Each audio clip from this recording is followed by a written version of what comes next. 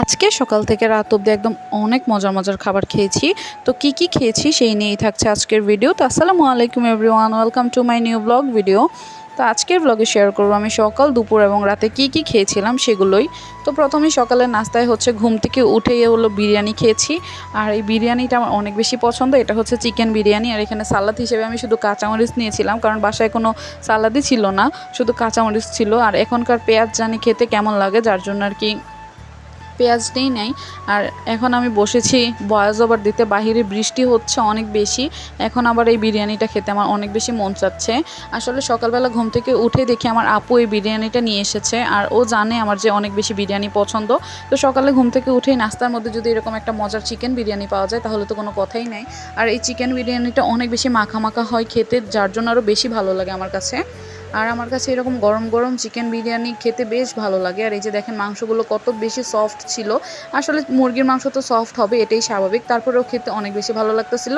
তো অলমোস্ট 2টা কাঁচামরিচ দিয়ে খাওয়া শেষ করে আমি আবার আরেকটু কাঁচামরিচ নিয়েছিলাম খাওয়ার জন্য, কারণ কাঁচামরিচ ছাড়া বিরিয়ানি খেতে আমার একদমই ভালো লাগে না।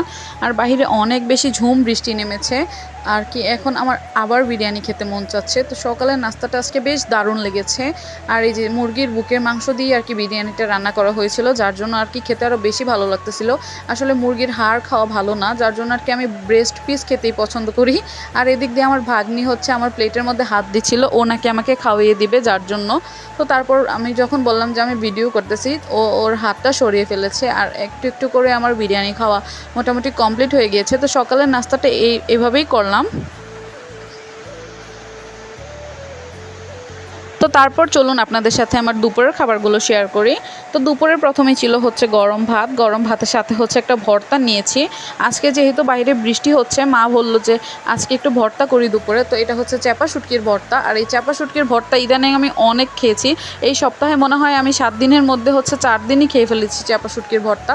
আর এটা আমার কাছে বেশ ভালোই লাগতেছে। চাপা শুটকির ভর্তা দিয়ে গরম ভাত খেতে বেশ মজা লাগে। আর কিছুদিন আগে আমি বান্ধবীর বাসায় গিয়েছিলাম, ওকেও বলেছিলাম চাপা শুটকির ভর্তা করে খাওয়াতে। আর কি এই ভর্তাটা খেলে যাদের মুখে হচ্ছে রুচি নেই, জ্বরে ভুগতেছেন, ঠান্ডা লেগেছে, তাদেরও মুখে রুচি ফিরে আসবে। আসলে এই ভর্তাটা খেতে এত বেশি মজা লাগে। তো আমি ভর্তা নিয়ে ভাতের সাথে মাখিয়ে মাখিয়ে খাচ্ছিলাম, খেতে তো বেশ মজাই লাগতেছিল। তো ভর্তা দিয়ে খাওয়া শেষ করে নিয়েছি একটা মজার তরকারি। এটা হচ্ছে আমার ছোটোবেলার অনেক বেশি পছন্দ, আলু ভাজি। যাই হোক, আলু ভাজিটা অনেক বেশি ঝাল হয়ে গিয়েছিল আজকে। এটা হচ্ছে কাচকি মাছের শুটকি দিয়ে রান্না করেছে। আসলে কাচকি মাছের শুটকি দিয়ে এরকম আলু ভাজি রান্না করলে খেতে কিন্তু বেশ মজাই লাগে। আর এই যে এখানে দেখেন আমি ভাত থেকে আলু ভাজিটাই বেশি নিয়েছি, কারণ আলু ভাজি খেতে আমার অনেক বেশি ভালো লাগে। তো এখানে আলু ভাজিটা ভালোভাবে ভাতের সাথে মাখিয়ে মাখিয়ে খাচ্ছিলাম। আর আমার কাছে এরকম বেশি বেশি তরকারি দিয়ে মাখিয়ে মাখিয়ে ভাত খেতে বেশি ভালো লাগে। আমি অল্প তরকারি দিয়ে ভাত খেতে পারি না। তো তারপরে এখানে আলু ভাজিটা দিয়ে এখানে একটু মরিচ নিয়ে ভালোভাবে মরিচটাকে ভাতের সাথে একদম মেল্ট করে, এমনিতেই তো আলু ভাজিটা অনেক বেশি ঝাল ছিল, তো তারপরেও খেতে অনেক বেশি মজা লাগতেছিল। মরিচ মেল্ট করে খাওয়ার মজাই আলাদা। আসলে এরকম ভাজি ভুজিতে মরিচ বেশি করে দিলে আসলে খেতে বেশি ভালো লাগে। তো একটু একটু করে আলু ভাজিটা নিয়ে ভাতের সাথে পুরোটা মাখিয়ে মাখিয়ে খেতে আমার কাছে তো অনেক বেশি ভালো লাগতেছিল। তো গাইজ, আপনারা কে কী দিয়ে খেয়েছেন অবশ্যই কিন্তু কমেন্ট করে জানাবেন। আর আমার চ্যানেলটা সাবস্ক্রাইব করে দিবেন এবং আমার পাশে থাকবেন।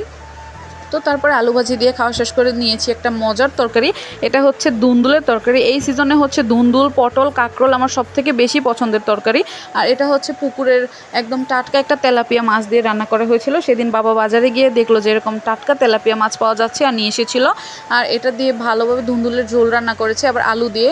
আর এই মাছটা খেতে বেশ মজাই ছিল, আমার কাছে তো বেশ ভালোই লেগেছে। কে কে তেলাপিয়া মাছ পছন্দ করেন না অবশ্যই জানাবেন, আর কে কে পছন্দ করেন সেটাও জানাবেন।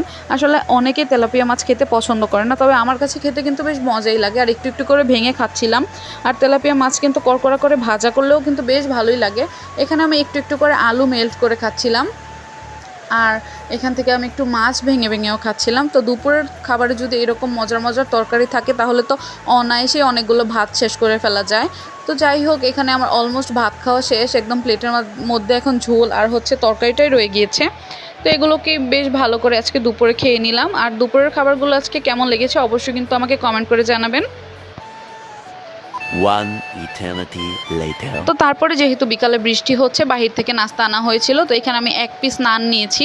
আসলে আমার খেতে অনেক বেশি দেরি হয়ে গিয়েছিল। তার নানের সাথে এখানে চিকেন চাপ নিয়েছি, একটু একটু সালাদও নিয়েছি, শসা নিয়েছি, আর হচ্ছে এটা হচ্ছে মোগলাই। এই মোগলাইটা খেতে অনেক বেশি মজা। এটাতে জানি কি একটা মশলা অ্যাড করে যার জন্য খেতে এত বেশি মজা লাগে। আমার কাছে তো চিকেন চাপ থেকে এই মোগলাইটাই বেশি মজা লেগেছে খেতে। তো একটু সালাদ অ্যাড করে খাচ্ছিলাম। সালাদ হিসাবে শুধু শসাই দিয়েছে। তো সবগুলো খাওয়া শেষ করে সবার শেষে আর কি সমোসাটা নিয়েছিলাম, আর এটাও আমার অনেক ভালো লেগেছে। তো আজকে সারাদিনের খাবারগুলো কেমন লাগলো আপনারা শেয়ার করবেন।